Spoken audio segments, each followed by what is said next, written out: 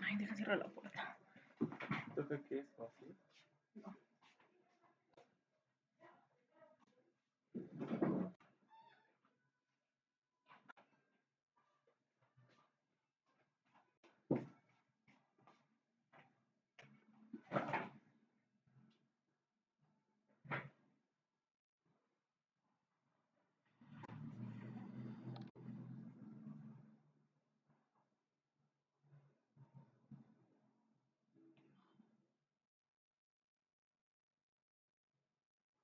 Mm,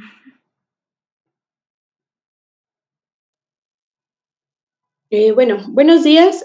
Vamos a hablarles acerca de la alimentación enteral. Mis compañeros es Felipe, Verónica y yo, Vanessa. Bueno, primero vamos a hablar acerca del concepto de alimentación enteral o también se le llama como nutrición enteral. Bueno, es un tipo de soporte artificial, en algunos lados lo utilizan como soporte artificial. Es un soporte nutricional en la cual se van a proveer los nutrimentos directamente en el tubo digestivo a través de la vía oral o por sondas y está indicada en pacientes con tracto gastrointestinal que está íntegro y que requieren de este apoyo debido a que hay alteraciones ya sea de la deglución o que hay una limitación en su ingesta bueno, necesitan requerimiento de infusiones continuas por indicaciones terapéuticas.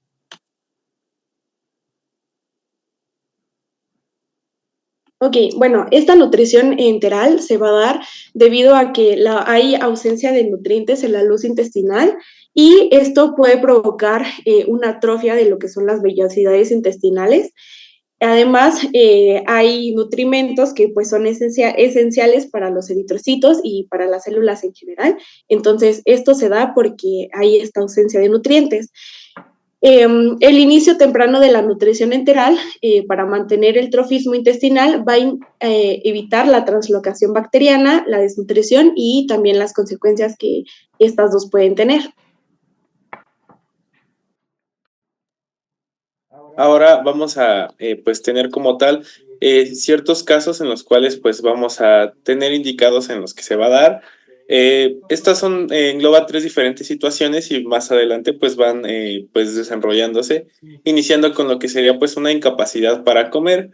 Igual lo vamos a ir viendo más adelante. O la segunda sería como la incapacidad para comer lo suficiente, ya sea por problemas de deglución o ya les voy adelantando por incluso un hipermetabolismo, es decir, pacientes que requieren aún mucha más cantidad y que van a ir pues trabajando en conjunto con lo que es pues una alimentación pues normal, aunado a lo que es este tratamiento pues enteral. Y la tercera sería como pues como tal un deterioro de la digestión, absorción o metabolismo. Esta es un poquito ya más delicada y como podemos ver van gradualmente de pues de más tranquila a un poquito más pues sí más escandalosa podría decirse. La que sigue, por favor.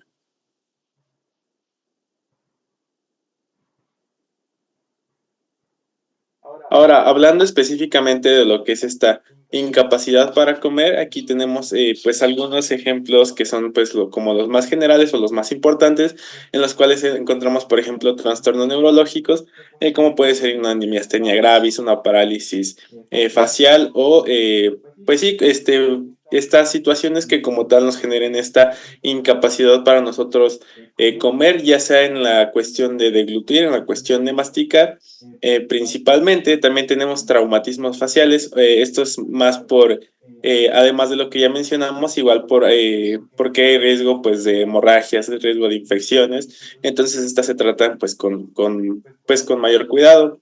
Igual pueden ser traumatismo incluso solo oral o esofágico. Obviamente esto porque nuestro tracto gastrointestinal o nuestro sistema digestivo está comprometido, lo que va a hacer que nosotros no podamos pues alimentarnos normalmente.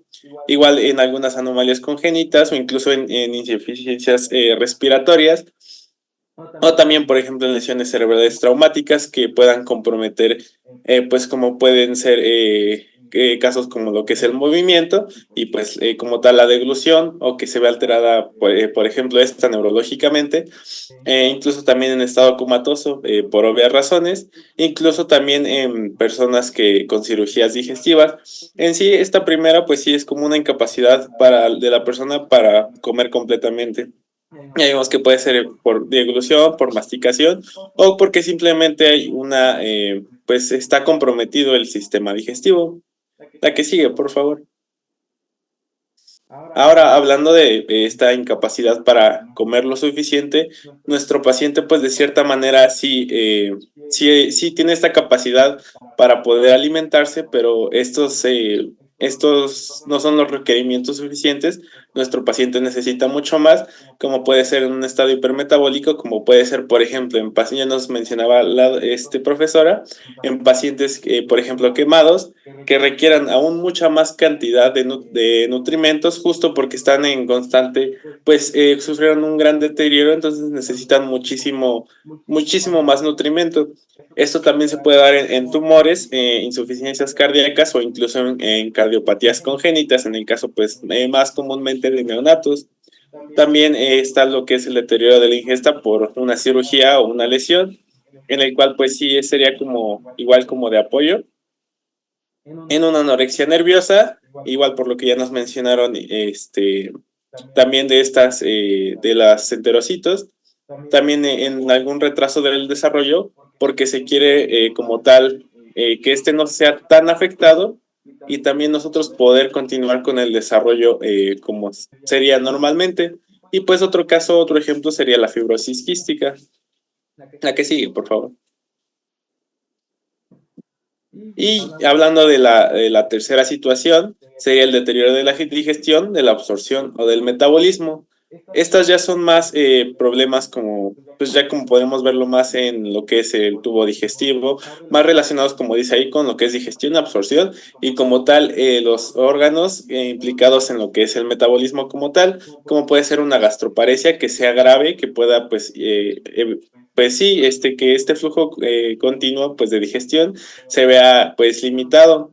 También en errores metabólicos congénitos, obviamente dependiendo de cuál es sea más o menos grave, enfermedad de Crohn incluso, o también este síndrome pues de intestino corto, pues con reserción mínima, igual lo que podría ser una pancreatitis, esto obviamente porque este es un órgano relacionado directamente con lo que es pues el metabolismo, perdón. La que sigue, por favor. ¿Ya? Bueno, hablándole sobre los criterios para la selección de sonda, perdón, el soporte nutricional enteral va a estar indicado en todos aquellos enfermos que no pueden o no consiguen alimentarse por la vía oral, como ya nos estaba comentando el compañero Felipe, y pues en caso de que no se logre obtener la nutrición adecuada que satisfaga las necesidades metabólicas, esto pues logrando así cubrir los requerimientos nutricionales cuando se presente pues una ingesta inadecuada o un aumento de la demanda energética. En resumen, pues para indicar una nutrición enteral se requiere un funcionamiento ya sea total o parcial del aparato digestivo y dependiendo de esta situación se va a poder ver si se debe administrar un soporte nutricional enteral total o parcial. La que sigue, por favor. Bueno, aquí les anoté otros criterios que encontré en una referencia diferente para determinar si se requiere de un soporte nutricional enteral o no. Y estos son que debe de depender si la ingestión de alimentos se encuentra imposibilitada por más de 10 días o cuando existen estas alteraciones digestivas que ya nos comentaban o que haya condiciones que afecten la absorción de nutrimentos, al igual que hay alteraciones intestinales que impidan el manejo de residuo por el organismo. Al igual que dice que si la desnutrición energético-proteica debe de que tenga una pérdida de peso de mayor al 10%.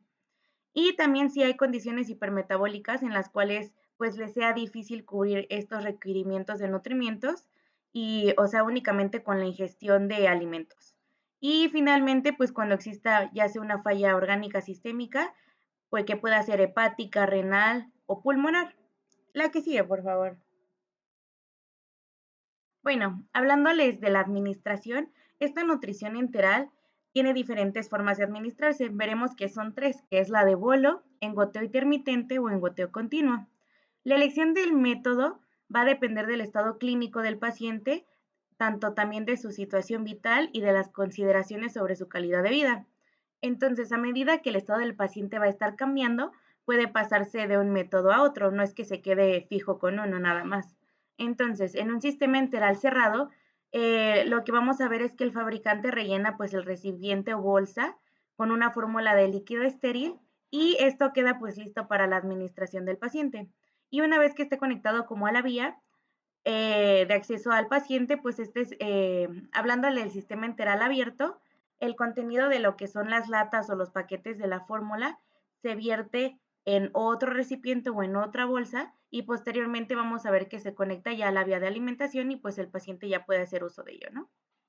Veremos que hablando del tiempo máximo de infusión, este va a durar, bueno, se va a administrar de forma segura y dependiendo de la fórmula que tenga, ¿no?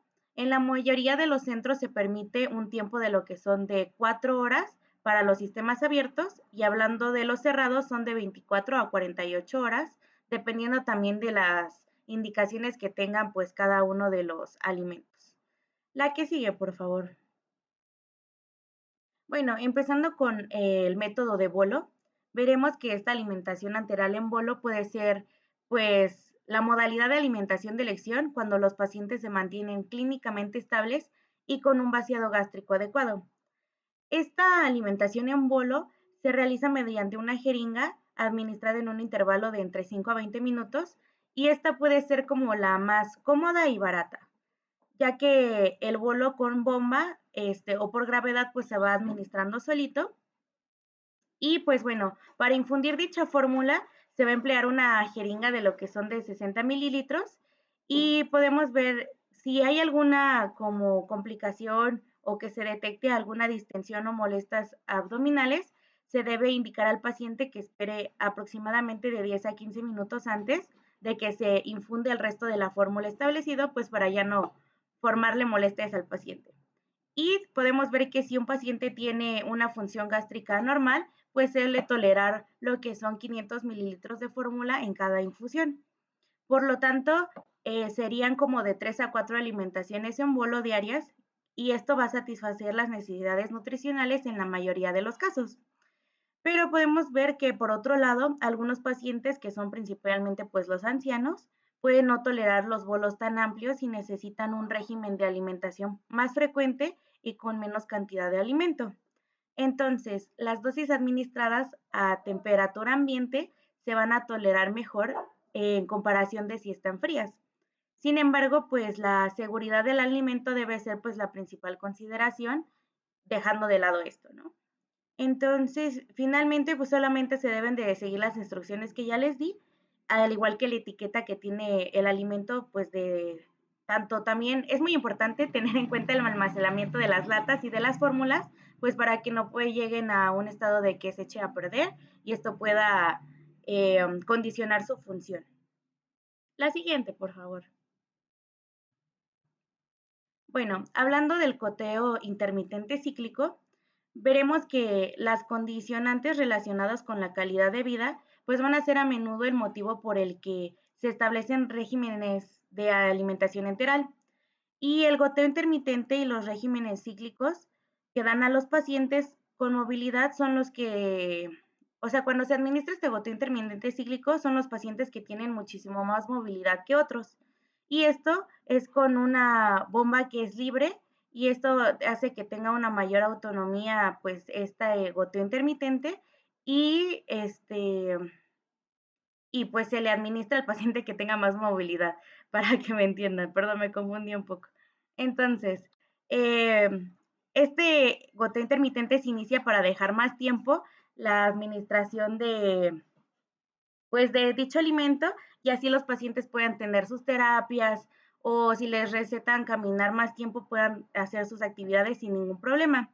Entonces, esto es como ya les había dicho por una bomba o que sea por gravedad y hablando de la alimentación por gravedad, se lleva a cabo vertiendo la fórmula en una bolsa de alimentación que tiene una como abrazadera o rodillo. Esta abrazadera se va a ajustar para establecer pues las gotas por minuto que se desean aplicar. Se suele establecer una pauta de ya sea 4 a 6 alimentaciones diarias de entre lo que son 20 y 60 minutos cada una. Entonces, la administración de la fórmula se inicia con 100 a 150 mililitros por alimentación y esta va a ir aumentando gradualmente la dosis en función de la tolerancia que tenga el paciente. El éxito que tenga este tipo de alimentación va a depender del grado de la movilidad, de la lucidez y el nivel de conciencia, al igual pues que la motivación del paciente. Dicha alimentación cíclica pues también hace o nos permite que tenga un periodo de tiempo libre de la sonda nasogástrica. Entonces, por eso les decía que es más aplicada a los pacientes que necesitan una mayor movilidad. Bueno, este régimen alimenticio pues va a ser una buena opción para aquellos que tienen la fisioterapia o tengan un inconveniente de estar pues conectado al aparato de alimentación todo el día, ¿no? Bueno, hablando de la programación habitual diaria, esta va a ser de 90 a 125 mililitros por hora de fórmula y esto debe ser durante 18 a 20 horas. Y bueno, esto también se suele usar como más a cabo en la noche para pues como evitar la alimentación durante el horario de la comida y esto les permite pues estar más libre al paciente. La que sigue, por favor. Y bueno, hablándoles finalmente del goteo continuo, esta nutrición enteral pues va a requerir en sí de una bomba y este método va a ser adecuado para los pacientes que no tienen la tolerancia de la infusión de grandes volúmenes, como los que se administran por el bolo o por el goteo intermitente. Entonces, los pacientes que tienen alteración de la función digestiva debido ya sea a una enfermedad, una cirugía, tratamiento oncológico u otros pues impedimentos fisiológicos, van a ser candidatos a este goteo continuo. Entonces, los que reciben alimentación en el intestino delgado, perdón, solo pueden ser nutridos por dicho método.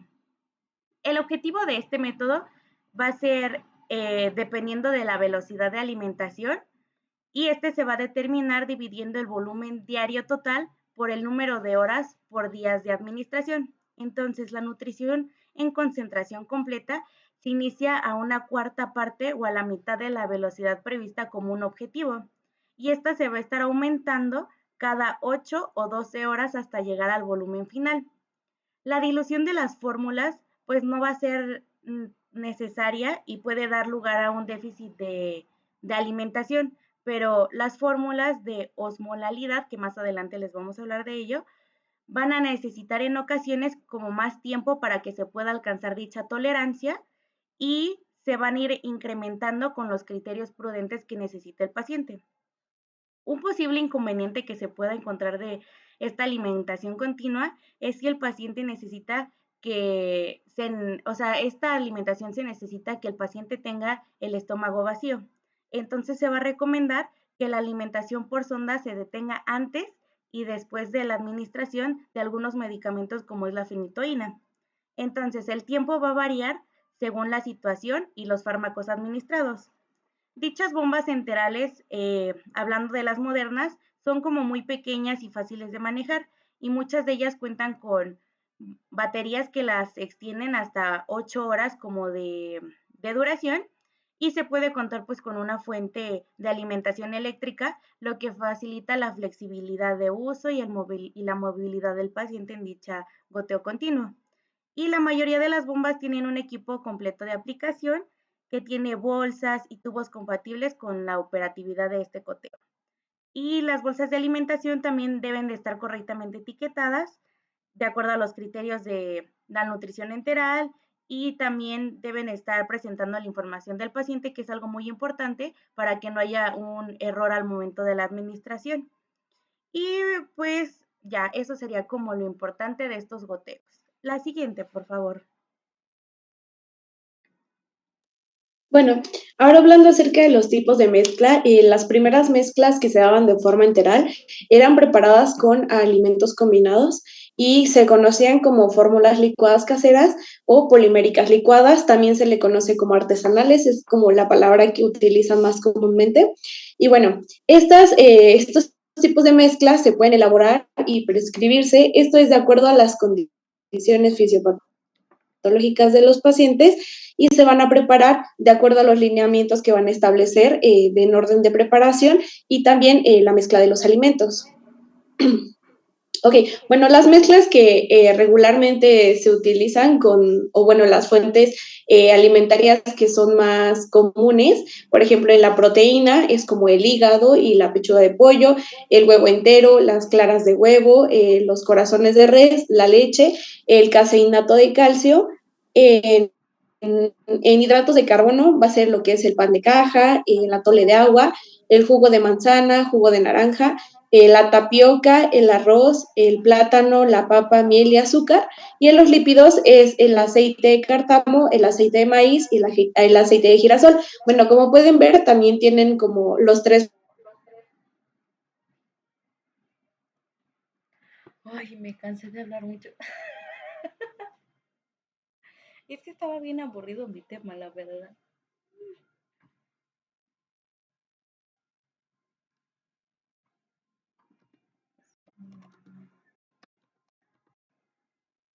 Me falta mucho a ti.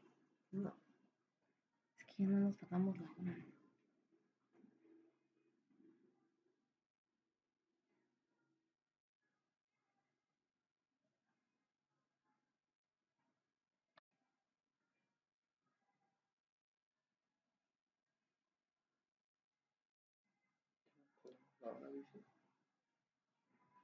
Ujú.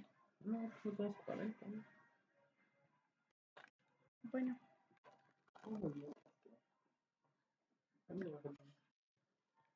Es que yo... ¿Ya ven la presentación? Sí, ya se ve. Ok, bueno, como pueden ver, pues se tienen los tres principales, ¿no? Que es las proteínas, los hidratos de carbono y también los lípidos. Pero pues obviamente a no todas las personas se les puede dar como la misma nutrición o las mismas mezclas. Entonces, para saber el tipo de mezcla que se le va a dar a cada paciente, se deben de conocer primero las fórmulas que hay pues para cada paciente, ¿no? La principal pues es la polimérica, que es para pacientes que tienen una función y absorción normal, que no tiene pues sin ninguna falla ni nada. Y bueno, esto va a cubrir el 100% de los micronutrientes cuando se administra de 1 a 1.5 litros y su densidad energética va a ser de 1 a 2 kilocalorías por mililitro. Bueno, de acuerdo, las fórmulas van a ser como lo que hacemos siempre, que es el requerimiento nutricional. Va a ser diferente de acuerdo a la enfermedad que tiene cada paciente o pues a su necesidad nutricional. Entonces vamos a tener fórmulas como la polimérica con contenido de fibra, que es para pacientes que tienen diarrea y pues esto es para promover y mantener la flora intestinal. También para inmunonutrición, que se les va a administrar sustancias inmunomoduladoras con componentes de nutrición enteral y bueno, esta no hay evidencia suficiente para recomendarla en pacientes que están críticamente enfermos. También tenemos fórmulas para lo que es la diabetes o intolerancia a la glucosa, para enfermedades renales, enfermedades hepáticas y enfermedades pulmonares. Bueno, estas fórmulas y como más especificaciones las van a encontrar en la guía clínica de nutrición enteral, que pues es del gobierno como tal. Y aquí les puse como el link para que la puedan encontrar y puedan ver un poco más de especificaciones y cosas que deben de cubrir los pacientes para saber qué tipo de nutrición es pues para cada uno, ¿no? Ya nos comentaron ahorita que puede ser por bolo, por goteo y ese tipo de cosas. Bueno, aquí vienen un poco más de especificaciones. Bueno, y en cuanto a las características de las fórmulas, de acuerdo a los tipos de hidratos de carbono, lípidos y proteínas, bueno, van a ser dos tipos, que va a ser la polimérica y la hidrolizada. Y pues igual aquí vienen cada uno de los, como de los elementos que se pueden administrar de acuerdo a qué tipo de fórmula se va a elegir y bueno, de acuerdo a qué a hidrato de carbono, lípido.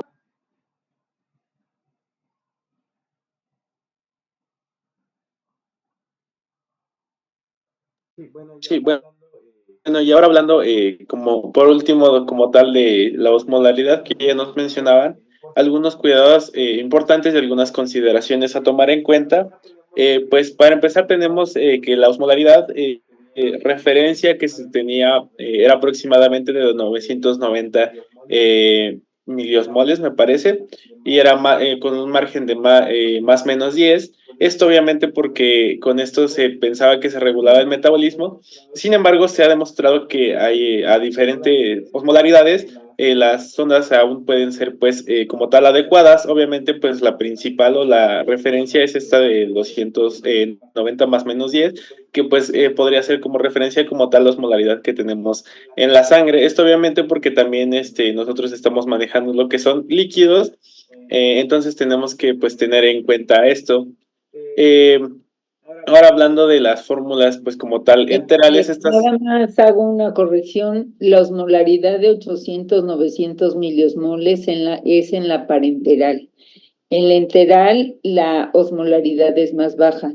Va de 250 a 300, dependiendo del tipo de mezcla, pero no es de 800. 800 es más baja. Bueno, no sé si se me escuchó mal. Bueno, dije 290. Perdón, yo escuché 800, dije no, perdón. No, sí, perdón. Y bueno, en sí las fórmulas como tal enterales se pueden clasificar en tres, que es la principal, bueno, la primera que es la estándar o pues como la general, la segunda que es una químicamente definida y la tercera especializada. Esta ya va más de acuerdo, más individualizada al paciente, podría decirse. Y pues la selección de estas fórmulas enteral para un paciente en específico se tienen que basar en diferentes factores pues a tomar en consideración, como pueden ser las necesidades nutricionales, la funcionalidad del tratamiento dietético, esto cuando funcionan como cofactor, es decir, cuando van de la mano obviamente el tratamiento dietético junto a una alimentación enteral y obviamente también el estado clínico del paciente y lo que ya mencionábamos de los en qué casos se podía dar. La siguiente, por favor. Ahora, hablando específicamente de los macronutrientes, vamos a tener igual diversas, pues sí, diversas fórmulas. La primera que sería de macronutrientes intactos, que va más o menos de 1 a 2 kilocalorías por mililitro y que carecen de lactosa, pues esas son ¿cómo decirlo? Pues sí, de menor, pues sí, de menor contenido en comparación a otras pues como de mayor concentración como tal, que, ¿cómo decirlo? En sí, las de mayor concentración son útiles en los casos en que se deben restringir más los líquidos en pacientes, por ejemplo, con insuficiencia cardiopulmonar, renal o hepática, y las fórmulas de macronutrientes intactos que son pues para pacientes un poquito más regulados o con afecciones de menor gravedad. Y pues estas fórmulas preparadas como suplementos orales se ofrecen obviamente pues con distintos sabores y contienen pues azúcares para mejorar su sabor y solo como para que lo tengan en cuenta, pero en sí lo importante es los de macronutrientes y las concentraciones, que es decir que con mayor concentración de macronutrientes que va como de 1.5 a 2 son pues más para este tipo de pacientes relacionados con problemas cardiopulmonares, renales o hepáticos. La que sigue, por favor. Y ahora, estos son un listado de pues, factores que se tienen que tener en cuenta, obviamente en la elección de esta fórmula enteral, después de todo lo que vimos y después igual de los criterios de selección y los tipos de mezcla. Primero, pues la capacidad de esta fórmula para satisfacer las necesidades nutricionales como tal del paciente. Esto es importante ya que pues no sirve de nada que nosotros estemos administrando como tal esta alimentación si no llegamos a las necesidades o incluso pues sí, es más que nada para que no se quede corto nuestro paciente, más que nada porque normalmente estos son pacientes pues que normalmente están de gravedad, igual la densidad calórica y proteica de la fórmula, así como la función digestiva de nuestro paciente. Igual lo que ya veíamos, como los distintos tipos de casos en los que se daba y cómo evaluar estos. Esto igual pues es importante para definir pues los criterios dependiendo a la zona que nosotros le vayamos, bueno, la zona que nosotros vayamos a seleccionar o el tipo de alimentación enteral que nosotros vayamos a seleccionar. También el contenido en la fórmula en sodio, potasio, bueno, en sí, en todos estos, se me fue el nombre,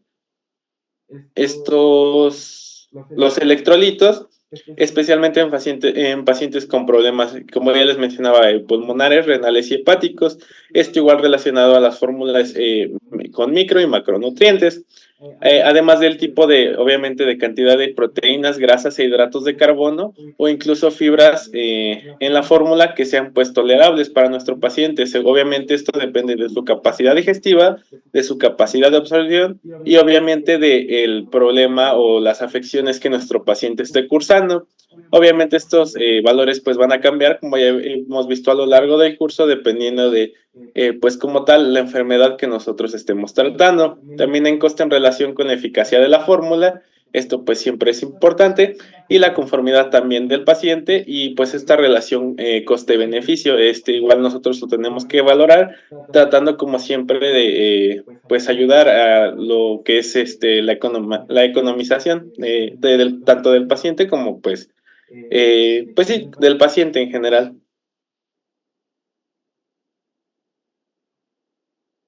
Y pues eso sería todo de nuestra parte.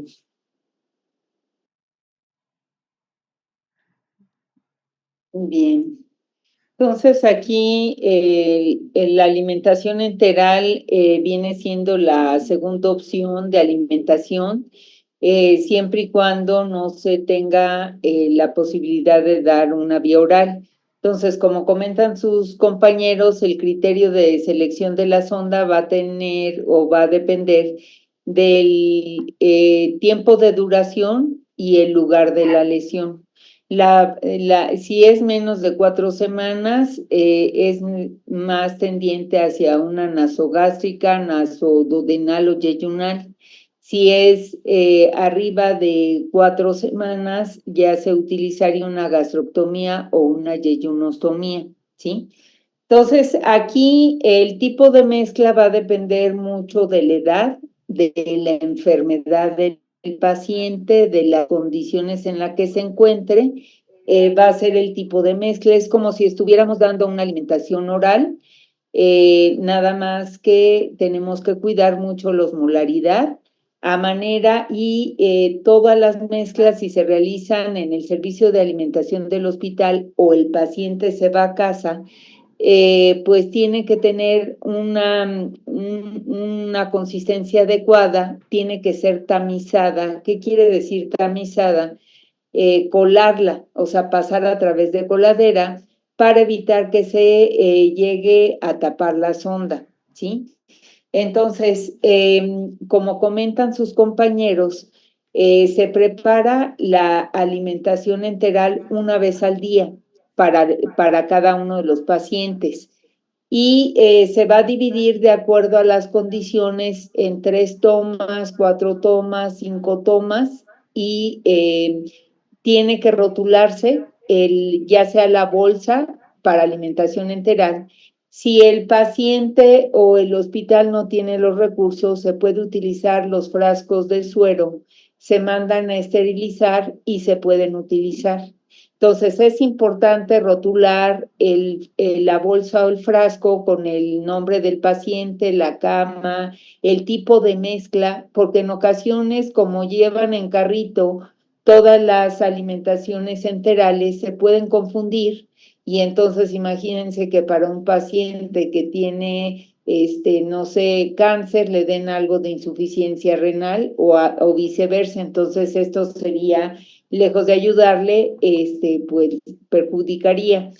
La mezcla se sube al piso, la enfermera lo recibe y tiene que meterlo a refrigeradores. Debe de estar en refrigeración y debe de sacarse 1 hora antes de que se vaya a suministrar.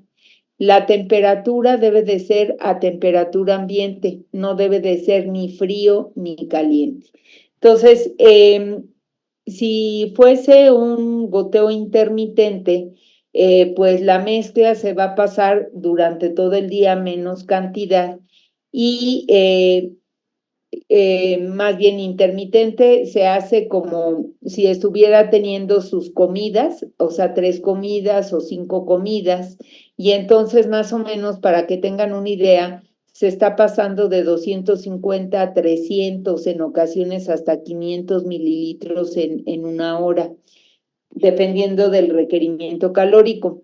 Se puede utilizar las bombas de infusión o por gravedad. Lo más recomendable es utilizar las bombas de infusión porque ahí se especifica el goteo y si se tapara la sonda, pues tiene una alarma, entonces avisa y eso sería pues más seguridad para el paciente. Si el paciente se llega a ir a casa, pues hay que darle las recomendaciones al familiar para la preparación de la mezcla, tratar de que esté limpia la licuadora en donde lo va a hacer, y si no se utiliza, la mezcla en 24 horas en hospital o en casa se debe de desechar. No hay que darla durante más tiempo. Entonces, como comentan sus compañeros, ya está estipulado de acuerdo al tipo de padecimiento, o sea, si se preparará ya sea en casa o en el hospital, qué ingredientes debe de tener para cumplir esas características. Si el paciente o el hospital no tuviera los recursos o el personal adecuado para preparar la mezcla, lo más recomendable sería utilizar los diferentes suplementos que ya tienen los diferentes laboratorios. Si ubican ustedes, se puede cubrir todo en base a las condiciones del paciente. Por ejemplo, para un diabético, ¿qué suplementos ubican? De los que venden comercialmente, súper conocidos. La glucerna del IBL. El Ensure, y hay otros. El Ensure, por ejemplo, es de Laboratorio Sabot, es para una alimentación normal, adulto. El Pediensure es para niño. El Ensure Advance es más rico en proteína. El Glucerna es para paciente diabético. El Enterex es para daño renal o hepático. El Nepro es para daño renal, pero con diálisis. El Alitrac para mucho catabolismo en relación a altos niveles tanto de energía como de proteína. Entonces, ¿qué se debe de hacer? En la parte de atrás de los diferentes suplementos tiene cuántas kilocalorías aporta por mililitro. Entonces, ¿qué se debe de hacer? Calcular el requerimiento del paciente y en base a eso se estipula cuántos suplementos deben de consumir al día. Esto pues implica más gasto. ¿Cuánto cuesta un suplemento de los cualquiera? ¿Quién ubica algún precio? Uy, el Lucerna como 50. Me parece que están alrededor de. El Lucerna está como en 70, 80 pesos. Ajá, sí, exacto.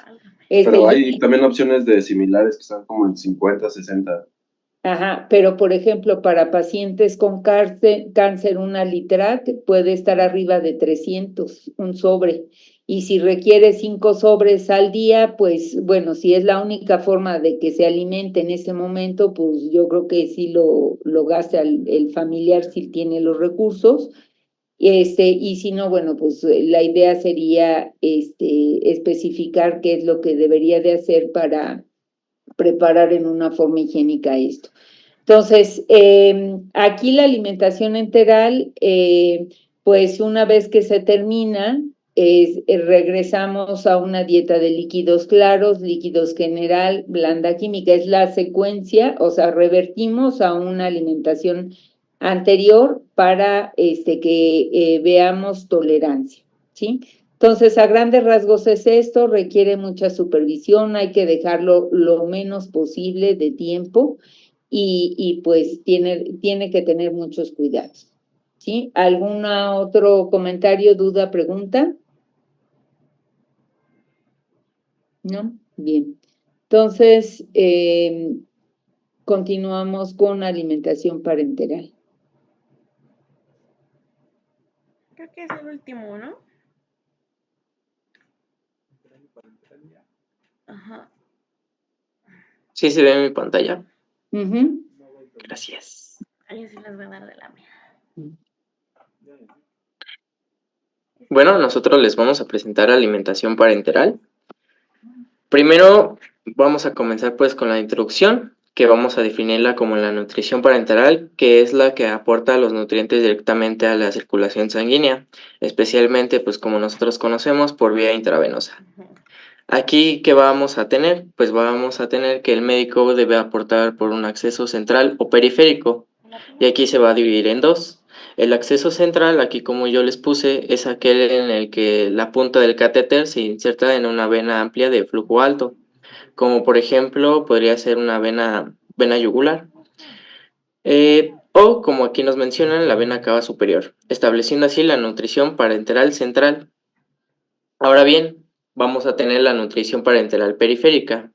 ¿Cómo la vamos a definir? Pues es aquella en la que la punta del catéter se inserta en una vena pequeña, generalmente la de la mano o la del antebrazo, como hemos visto en estos pacientes. Algo muy importante que aquí les hago de notar es que la osmolaridad de la solución determina la localización del catéter, como podemos ver en esta imagen. Ahora bien, vamos a tener también la colocación de un catéter central permite una formulación de más alto contenido calórico. Ahora, ¿qué va a pasar con el catéter periférico? Se va a ver limitado a algunos tratamientos a corto plazo, con un mínimo efecto sobre el estado nutricional, ya que el tipo y la cantidad de líquidos que se aportan periféricamente no satisfacen por completo. Ahora bien, aquí como les mencionaba, se divide en dos. El acceso periférico, vamos a tener que las soluciones de nutrientes que no se superan una osmolaridad de 800 a 900 milismoles por kilogramo, se administran a través de catéteres en línea media o línea medio clavicular. Ahora bien, el acceso central a corto plazo, el catéter suele insertarse en la vena subclavia y se hace avanzar hasta que se apunta y se coloca en la vena cava superior, con técnica aséptica, y esta mente pues es estricta, porque si no puede crear problemas en estos pacientes que pues después les va a mencionar algunos cuidados.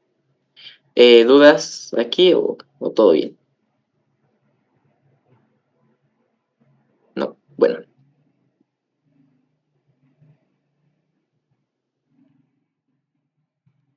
Bueno, cuando nosotros vamos a dar una nutrición parenteral, bueno, como sabemos, la nutrición parenteral va a aportar los nutrientes directamente a la circulación sanguínea por una vía intravenosa. Y esta va a estar indicada cuando el paciente necesite un soporte nutricional, pero no puede o no quiere tomar este alimento ya sea por vía oral o enteral.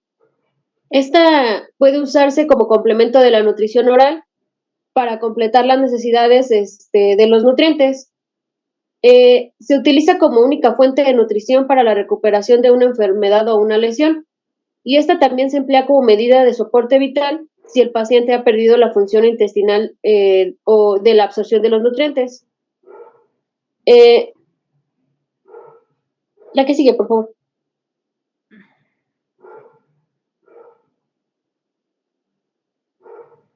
Esta se va a utilizar comúnmente en pacientes con enfermedades intestinales graves, obstrucciones, fístulas o insuficiencia pancreática, y también en aquellos pacientes que han sido sometidos a cirugía gastrointestinal. Esta nos va a proporcionar nutrientes esenciales directamente en el torrente sanguíneo del paciente a través de una vena central o periférica. Los nutrientes que se administran incluyen proteínas, carbohidratos, grasas, vitaminas y minerales. Y como sabemos, la dosificación de esta debe ser supervisada por profesionales médicos capacitados para minimizar los riesgos como infecciones, desequilibrios electrolíticos y problemas hepáticos. La que sí. Bueno, ¿cuándo vamos a dar una alimentación parenteral parcial? Bueno, esta se va a suministrar solo una parte de los requerimientos nutricionales diarios, apoyando la ingesta oral. Muchos pacientes internados reciben dextrosa o soluciones de aminoácidos mediante este método. Esta va a suministrar solo algunos de los nutrientes requeridos por vía endovenosa, y se ejecuta cuando el paciente por diversas circunstancias no puede cumplir con todo su tratamiento por medio de nutrición enteral o vía oral. Y cuando nosotros vamos a suministrar una alimentación parenteral total, va a ser que esta va a suministrar todos los requerimientos nutricionales diarios y puede usarse en el hospital o en el hogar. Están concentradas y pueden provocar una trombosis de las venas periféricas. En general se requiere un catéter central. Esta va a aplicar todos los nutrientes, incluyendo grasas, proteínas, minerales y vitaminas, por medio de la vía endovenosa. La que sigue, por favor.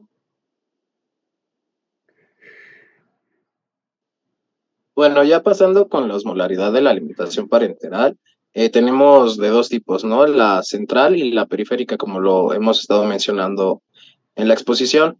En la central, la osmolaridad, como va a ser una alimentación total, va a ser una alimentación con alto contenido en glucosa, en lípidos, en aminoácidos y en otros electrolitos. Entonces, esto va a hacer que la osmolaridad sea mayor de 900 miliosmoles por litro. Y bueno, si rebasamos esta cantidad, el paciente puede llegar a presentar o exacerbar algún tipo de flebitis o irritación en este tipo en las venas, perdón.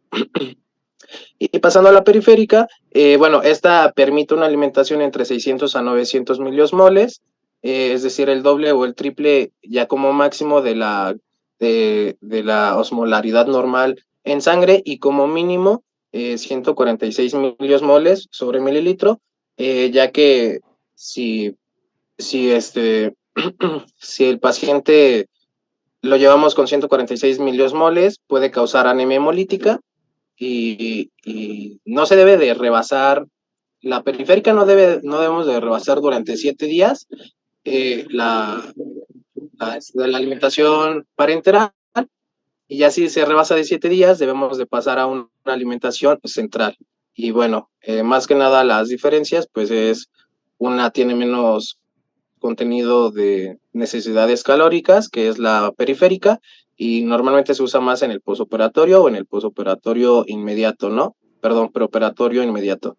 Y la central ya se usa por más de 7 días y ya se usa con más contenido de osmolaridad. La siguiente, por favor.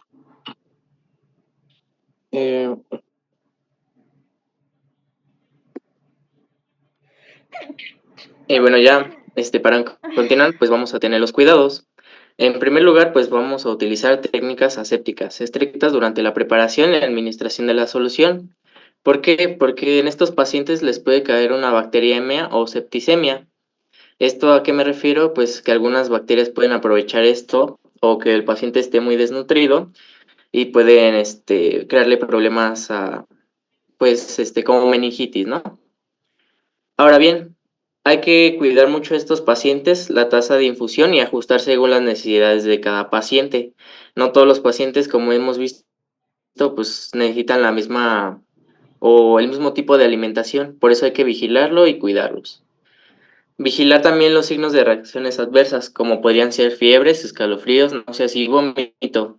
Esto buscando, pues como ya lo había dicho, alguna bacteriemia. Especialmente aquí se menciona en la literatura que en los hospitales es más común la de Pseudomonas aeruginosa. Ahora bien, inspeccionar el sitio de inserción del catéter directamente de infección, como enrojecimiento, hinchazón, dolor o secreción. Aquí algo más característico de las pseudomonas es que huele como a maíz. Entonces, en aquellos pacientes que les caiga alguna infección por esta, pues es más fácil como que controlarlos antes de que cree otros problemas. Vamos a tener que también cambiar el apósito del catéter según las indicaciones. Descartar la bolsa de solución sin abrir después de 24 horas a temperatura ambiente o 48 horas en el refrigerador. Vamos a tener también, una vez abierta la bolsa de solución, debe usarse dentro de las 24 horas. Algo también muy importante es que en la realización de este catéter hay que tener mucho cuidado con las vías que son centrales. ¿Por qué? Porque muchos ocupan la vena subclavia como una vía, pero esta, como ya conocemos anatómicamente, si la ocupamos, puede llegar el catéter hasta lo que vendría siendo el pulmón y con esto afectar la pleura y con esto crear problemas que colapse el pulmón.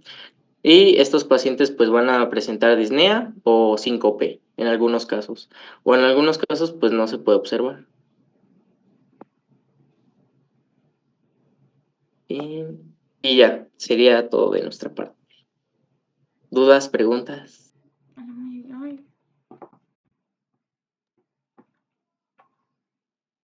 Bien.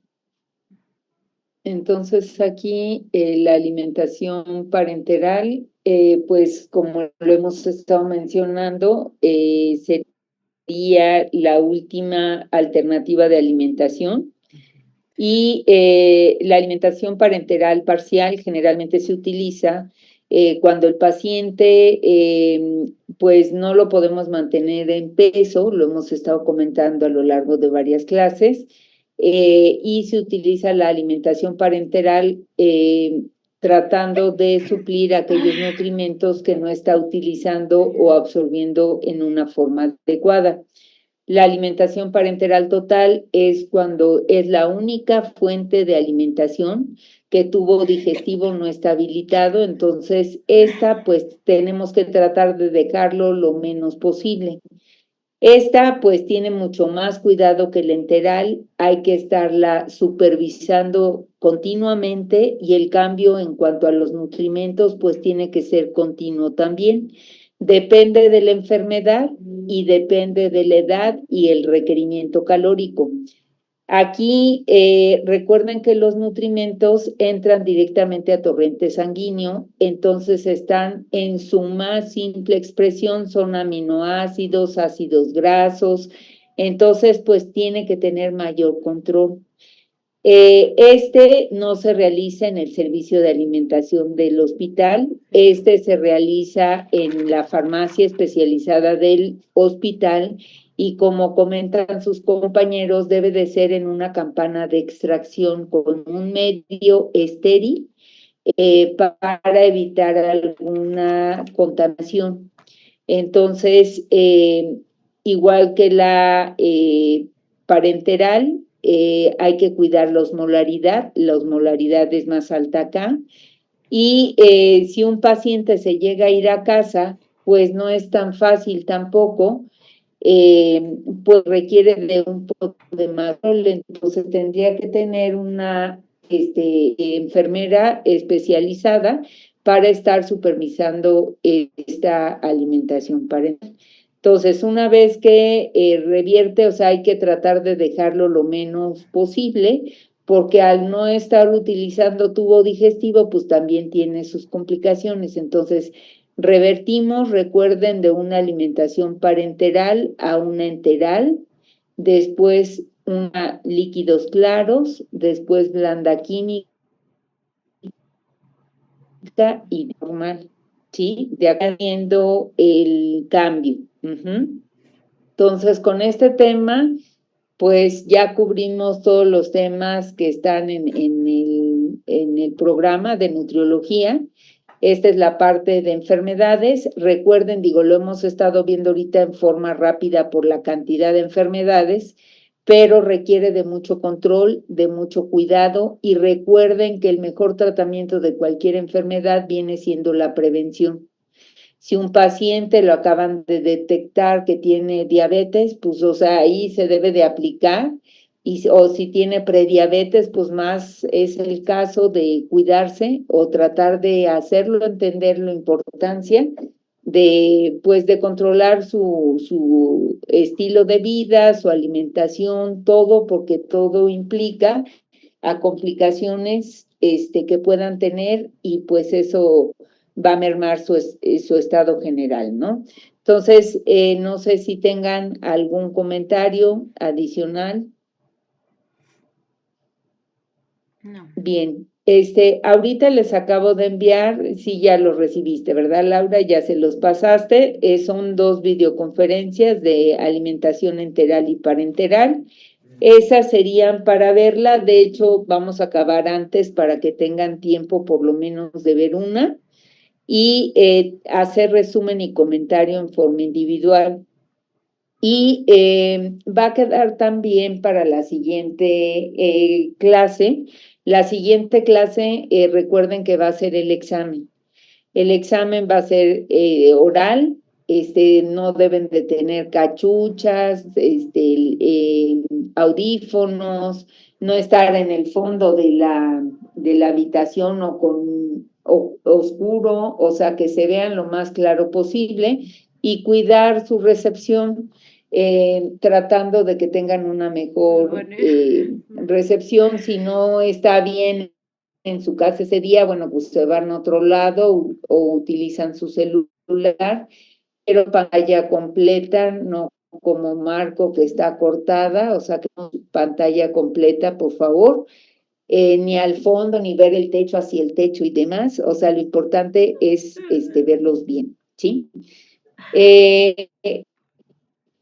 Va a quedar pendiente hacer por equipo un cuadro, un mapa conceptual, no mapa conceptual, perdón, un cuadro conceptual para que eso les ayude a ustedes tanto a estudiar o para posteriormente, si lo hacen bien, lo puedan utilizar, quieran saber qué tipo de alimentación sería recomendada de acuerdo al grupo de enfermedades que vimos.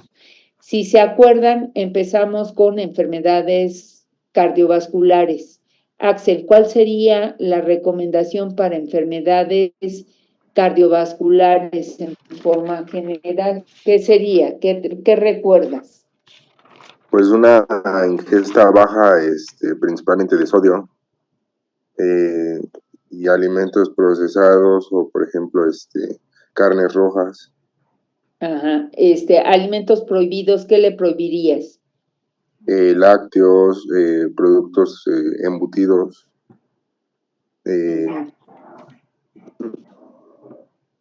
Acuérdense que el lácteo es cardioprotector. Entonces, aquí más bien sería seleccionar el tipo de lácteo.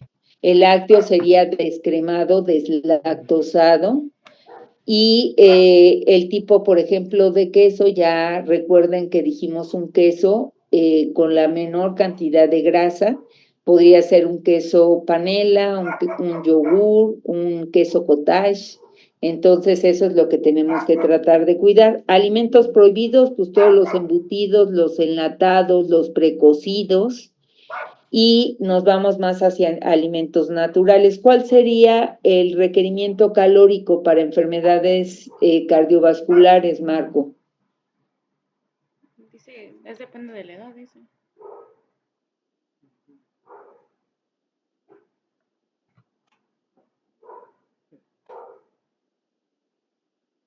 No recuerdo. Naomi. No, tampoco estoy buscando mis notas. Jacqueline, esto ya lo deben de manejar, qué horror. Estamos acabando el semestre y no lo manejan. ¿Cuál es el requerimiento calórico para enfermedades cardiovasculares? ¿Qué dijimos? Depende de la edad, ¿no? Ajá, depende de la edad y de acuerdo al peso que tengan. Generalmente los pacientes que tienen alguna afección cardiovascular llevan una vida desordenada, fuman, beben, están en sobrepeso, obesidad. Entonces, ¿qué tenemos que hacer? Bajarlos de peso. Bajarlos de peso con una dieta equilibrada, de acuerdo, por calorimetría, pues de acuerdo a la edad, sería el requerimiento calórico. El equilibrio, pues sería de acuerdo a la edad. Para un adulto mayor, ¿cuál sería el equilibrio, Damara? ¿Es el de 60-20-20? ¿Para adulto mayor? No, bueno, estamos buenos, ¿eh? Es 60-28-12. 60-28-12. 60, ¿de qué? O sea, a veces hablamos y yo pienso que estamos en la misma sintonía, pero están con otras cosas, otros equilibrios diferentes. ¿28 de qué?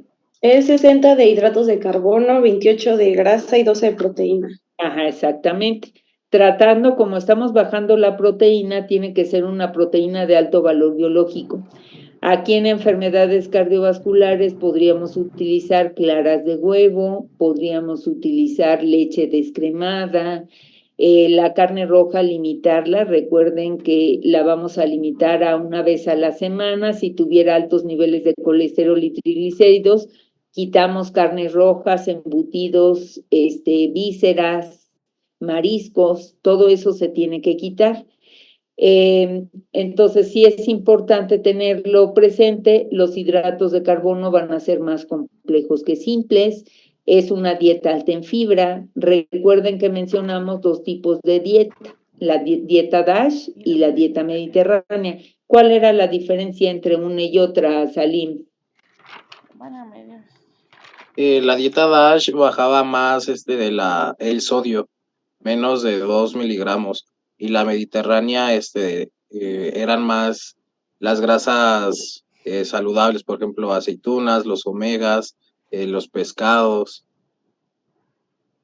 Más bien la mediterránea se tomó como un estilo de vida y bueno, por el que estaba contemplando actividad física, el menos cantidad de alimento de origen animal, o sea, la porción de carnes rojas es menor, y o sea, a lo más una vez a la semana, y la cantidad es menor, o sea, más hacia pescado, carnes blancas y demás.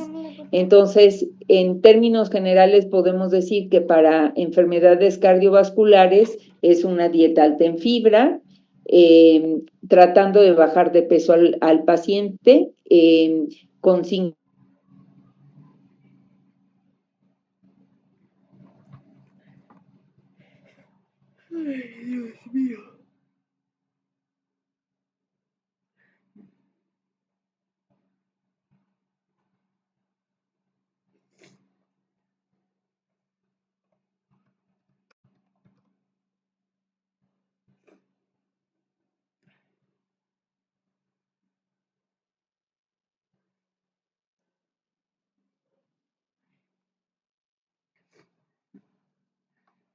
Entonces, bueno, eso es lo importante que tenemos que tener. En enfermedades cardiovasculares, ¿en qué caso se modificaría el equilibrio y se controla más el sodio? O sea, el sodio no debe de exceder más de 2 gramos a lo más. Y por ejemplo, colesterol debe de ser a lo más 250 miligramos de colesterol al día. ¿En qué caso dijimos que se iba a cambiar el equilibrio, Naomi? En caso de trasplante.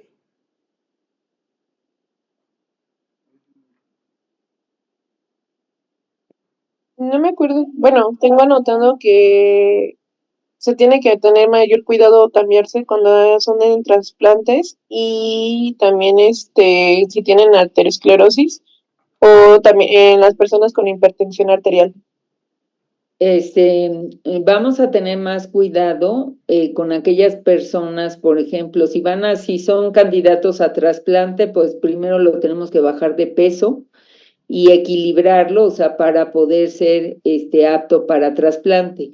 Pero se modifica su equilibrio si tuviera una insuficiencia cardíaca. Recuerden que comentamos que en insuficiencia cardíaca se modifica el equilibrio. El requerimiento calórico tiende mucho hacia la caquexia, entonces aumenta el requerimiento calórico de 30 a 35 kilocalorías por kilogramo de peso.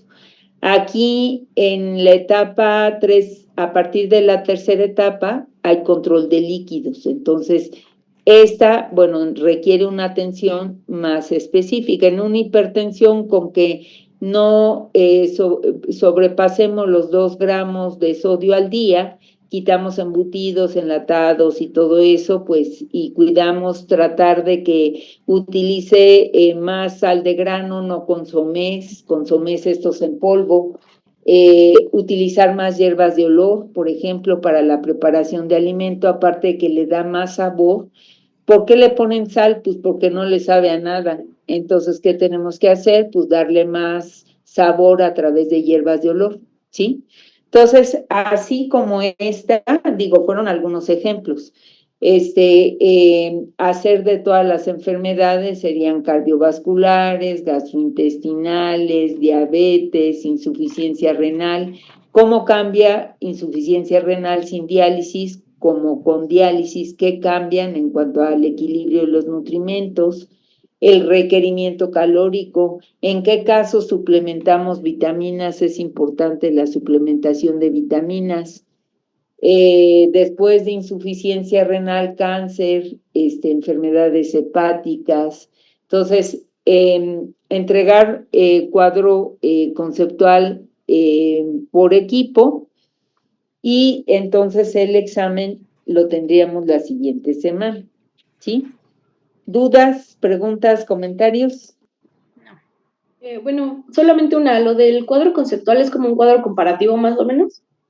No, no cuadro comparativo, porque no vas, más bien es cuadro, por eso es conceptual, lo más importante del tratamiento de cada una de las enfermedades, para que sepas qué equilibrio, qué requerimiento calórico, qué importante debes de considerar para hacer una recomendación dietética para esa enfermedad, ¿sí?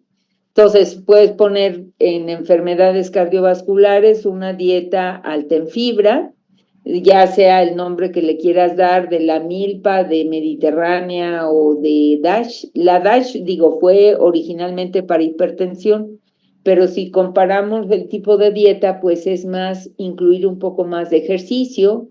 Claro, si el paciente está en condiciones de hacer ejercicio, si no estuviera en condiciones, pues no lo ponemos a hacer ejercicio. Entonces, pero es para dar pautas de tratamiento, ¿sí?